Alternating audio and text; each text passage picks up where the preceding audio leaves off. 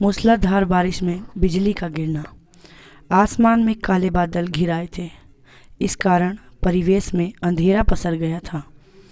रह रहकर आसमान में बिजली चमकती और बादल गरजते।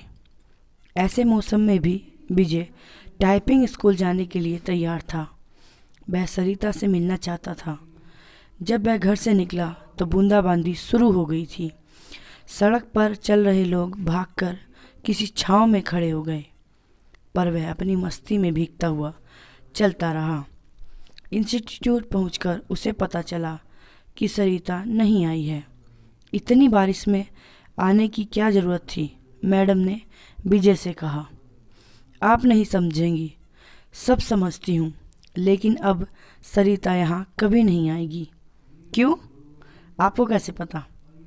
उसका फ़ोन आया था। उसने कहा कि यदि आप आओ तो बता दूँ, वह कभी नहीं आएगी। विजय की आवाज़ किसी कुएं में से आती लगी। विजय टाइपिंग स्कूल से बाहर आया। बाहर मूसलाधार बारिश हो रही थी।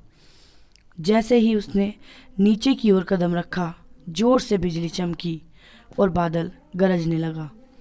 विजय संज्ञा शून्य सा भीगता हुआ घर की तरफ चल पड़ा।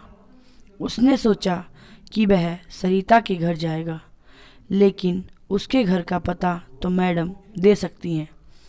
यह सोचकर वापस पलटा, लेकिन तब तक टाइपिंग स्कूल बंद हो चुका था। भीगते हुए घर पहुंचा, तब तक उसका शरीर बुखार से तपने लगा। लगभग 15 दिन वह चारपाई पर पड़ा रहा। जब कुछ ठीक हुआ तो 20वें दिन टाइपिंग स्कूल पहुंचा। मैडम नहीं मिली। यह सिलसिला 15 दिनों तक चला। 16वें दिन उसे मैडम मिली। उसे देखते ही बोल पड़ी कि काफ़ी कमज़ोर हो गए हो। उस दिन बारिश में भीगा तो बीमार हो गया। विजय ने मैडम से सरिता के घर का पता मांगा तो उसने एक कागज़ पर लिखा और विजय को थमा दिया। विजय मैडम को धन्यवाद बोलकर विजय चल पड़ा। वह आज ही सरिता से मिलना चाहता था। जब वह मैडम के दिए पते पर पहुंचा तो वहां ताला लगा था। पड़ोसियों से पूछने पर पता चला कि सरिता यहीं रहती थी, लेकिन अब मकान बेचकर चली गई है। कई लोगों से पूछने के बाद भी विजय को उसका नया पता नहीं मिला। निराश होकर वह घर लौट आया। सरिता के इस व्यवहार से उसे काफ़ी धक्का लगा। उसे कुछ समझ नहीं आ रहा था कि सरिता ने ऐसा क्यों किया। वह सरिता की याद में कविताएं लिखने लगा। एक दिन उसने एक सपना देखा और उसके भावों को कविता के रूप में कागज पर लिखा। सरिता जो निकली अपने उद्यम स्थल से, सागर की चाह में चली दुद्र गति से। सामने आ गया पहाड़, टकराने के बाद बदल लिया अपना मार्ग। मार्ग था लंबा, पहाड़ों की श्रृंखला थी, पठार और पथरीली जमीन भी। आदमी भी खड़ा था फावड़े लिए, बांध बनाने को तत्पर, खेत सींचने के लिए। चाहिए उसे पानी पीने के लिए भी, बिजली भी तो चाहिए। घर रोशन करने के लिए, कारखाने चलाने के लिए,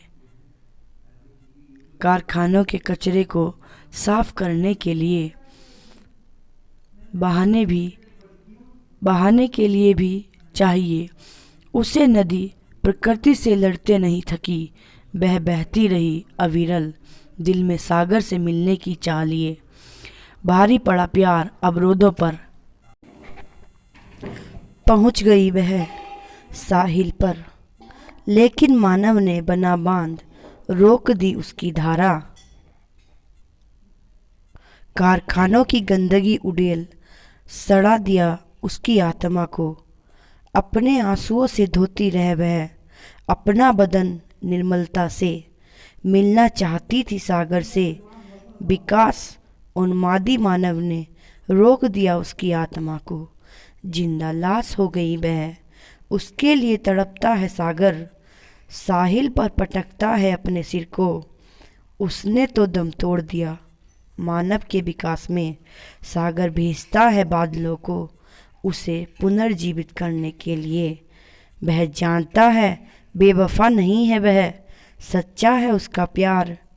कैद है वह मानव के विकास में, बरसते हैं बादल, उफनती है नदी, मानव को दिखाती है अपना विकराल रूप।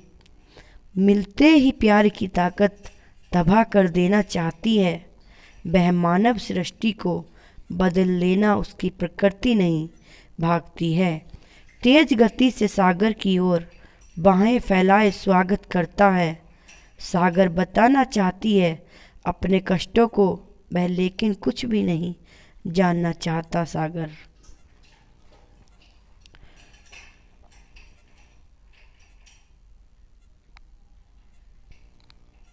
जानता है वह मानव स्वभाव को, उसका भी तो पाला पड़ा है इस स्वार्थी प्राणी से। विजय की इस कविता को पत्रिका में छपे 1 माह से अधिक हो गया है, लेकिन उसके पास इस बार भी अब तक सरिता का कोई पत्र या फ़ोन नहीं आया है। उसे उम्मीद है कि एक न एक दिन सरिता उससे संपर्क जरूर करेगी। जब से वह कविता प्रकाशित हुई है तब से वह फ़ोन की प्रत्येक घंटी पर चौंक जाता है। यही नहीं, हर रोज़ पोस्टमैन का बेसब्री से इंतज़ार करता है, और जब उसके आने का समय खत्म हो जाता है तो वह उदासी के समुद्र में डूब जाता है। धन्यवाद।